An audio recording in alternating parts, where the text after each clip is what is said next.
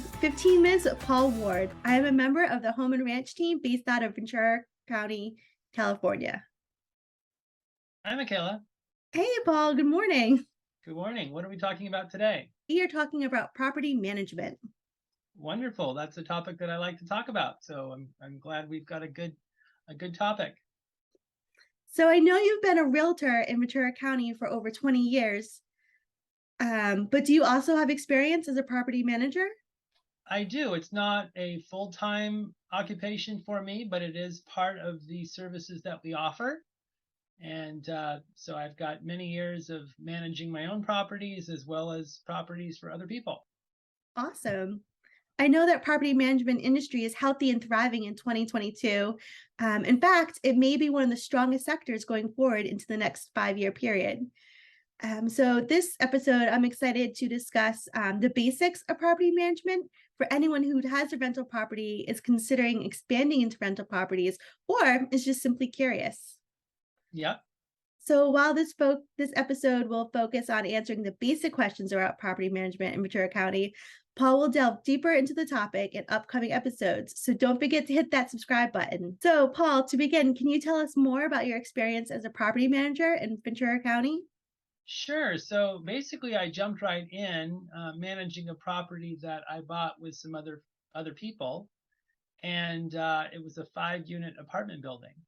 So just kind of school of hard knocks, and you get all walks of life that apply to live in rentals. Folks that are transitory, moving into the area, new to the area, folks that are hoping to save to buy a home, folks that are long-term renters that have no desire to own a home. They just like renting or rent for whatever reason. So all walks of life, come through rental properties. But the big issue for me is to screen the tenant properly. You got to do your due diligence before that lease is signed. And if you do it the right way, you're going to absolutely avoid lots of hassles down the road. Oh, wow. So in addition to that large 5-unit building, do you manage also like private family homes or single family homes? Yeah, so that was just the beginning many years ago, and no longer have that property myself, but I do manage other properties that I own, and then manage properties for other people. So it's kind of a broad range of properties from big homes that pay big rent to you know tiny little studio apartment or 1-bedroom condo, and everything in between. So again, it's not something that I advertise, but it is a service that as a licensed realtor that I've been providing for a long time. Oh, wow. That truly does spread across a wide variety of properties and people and experiences. As a property manager, what are some of the services that you provide? Well, the main service is to find new quality tenants when there's a vacancy. Okay, Okay. so this is something that most clients don't want to do, so they've reached out to us to help with that service. So finding quality tenants when there's a vacancy. Also to get those midnight, what I call the midnight leaky toilet calls, right? Oh The no. last thing that you're paying for a service because you don't want to do it yourself. It's not rocket science. It is something that most people can do. They just don't want to do it. So when a tenant calls about a problem, you have to assess that problem, and of course have the contact people to call to take care of that issue. Also, you need to determine very quickly: is this an emergency? Is this something that has to be taken care of immediately, or is this something that can wait? So if it's a Friday evening and there's a water heater leak, um, that's an emergency, right? If it's a Right. Friday evening and um, there's a light out in the bathroom and I can't reach it to change the light bulb, as long as there's another light in the bathroom, that's not an emergency. So that might be able to wait until Monday. So you need to be able to assess the severity of the issue to determine, how you have to handle it. What are services that you use to find those quality renters? Well, we have a whole host of services that we put together over the years. So, handymen that are available on short notice, uh, you know, electricians, plumbers, roofers, gardeners, um, housekeeping. When there's a vacancy, I like to call my preferred cleaning ladies and do what I call a one-time clean. And this is kind of a top to bottom, uh, disinfect the house as much as possible, where they're wiping down drawers, they're cleaning out the refrigerator, they're wiping all the blinds, wiping the windowsills, really getting the house ready for the next tenant. And then depending on how long a tenant has lived there, do we need to get a painter? Do we need to change? Do we just need to steam clean the carpet, or does it need to be changed? Or do we want to replace the carpet with maybe vinyl plank floors and then never have to worry about carpet again? So what kind of upgrades do we want to put in the home between tenants? So there might be an opportunity for the landlord to take the property to the next level and raise the rent. People really like nice appliances, nice things, modern kitchens. So if the kitchen is, 1985, you're not going to get the same rent as, the kitchen being remodeled last year. So a period between tenants is a good opportunity to go in there and make those upgrades to take your property to the next level, and it also increases the value of the property if you eventually want to sell it. That sounds like a win-win. Yeah, absolutely. Nice. So, When you've had tenants move out, have you had any unexpected surprises um or any like absolutely, unusual? absolutely. Yes, Yeah. absolutely. So, having done it for this long, there's always going to be, you're always going to have stories. Mm. And, you know, pretty much most of the time we're good at screening.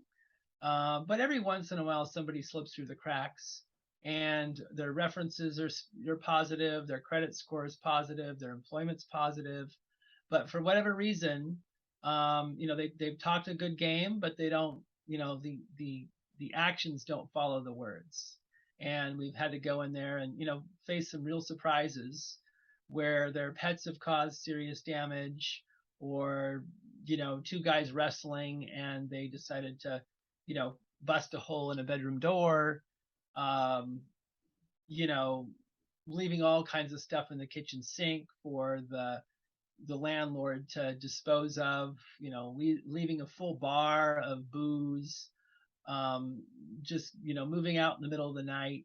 So all of these things have happened, over the years, but, more often than not, we're pretty good at screening and avoiding those types of situations. But I certainly do have a few horror stories, as I'm sure most property managers do, if they've done it for any length of time. Wow. That sounds wild. It Do is it is wild. I mean, nothing really surprises me anymore. Um, but still, you just kind of wonder how people can live like that. It's just, if you do have a renter that falls through the cracks, do you also get involved in like lease enforcement or rent collection? no. So I have kind of a hybrid model of property management. I am not actually um, managing the landlord's money.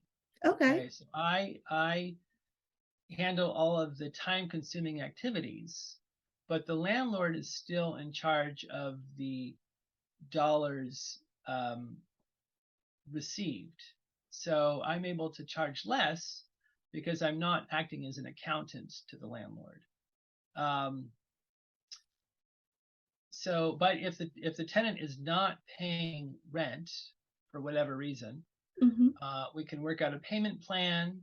Or if they decide that they just, for whatever reason, they're not going to pay rent, then we do work with local attorneys to handle evictions. And I Oh, have a, local attorney on cell phone that I can call him and he'll answer the phone. And um, first we have to go through the whole process. I mean, this is California, so we have to give the 3-day notice to pay or quit. Um, if they don't pay rent in that timely fashion, then we have to go to the next phase, which is the notice of eviction. And it could take a good 6 to 8 weeks to get them out of the unit. oh, Um, wow. yeah, and then they might even wait till the very last moment when the sheriff will come and escort them out of the house. That's only happened twice in 20 years, but some very interesting situations. One of those two actually had her uncle paying rent for a year and a half, and everything was like clockwork. He would pay the rent on time, and what ended up happening was he died, Oh, and she pretty much immediately stopped paying rent. So it took a couple months to get her out of that unit. oh gosh. So Yeah. you've listed so many things from, finding quality tenants to finding handymen to getting the right attorney on board. Is this something that anyone could do or manage your own property? You can. Yeah, you absolutely if you own the property, you absolutely can manage the property.